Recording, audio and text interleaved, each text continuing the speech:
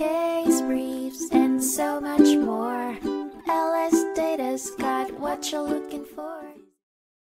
In 1938, the Louisiana Supreme Court heard the case of Poydras Fruit Company v. Weinberger Banana Company. The case focused on the responsibility of a borrower to pay for lost or damaged property, unless they can prove the loss or damage was not their fault.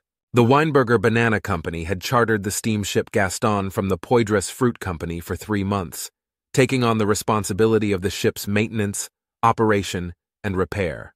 Unfortunately, the ship was destroyed by a fire and subsequent explosion while anchored in Mexico. At the heart of the lawsuit was Poydras Fruit Company's claim that the Weinberger Banana Company was liable for the ship's loss and, as a result, owed them the value of the ship. The charter agreement stipulated that if the ship was lost, hiring fees would be paid only up to the date of the loss. After notifying Poydras Fruit Company about the incident, expert testimony was admitted in court to determine the cause of the explosion and whether the charterer was negligent in the ship's destruction.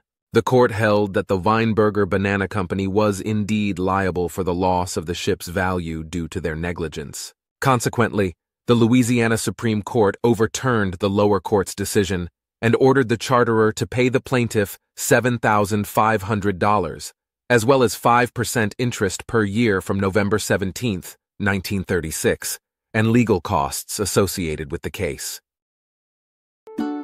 Case briefs, and so much more. LSData's got what you're looking for. Visit lsd.law, elevate your mind. Leave the stress of class.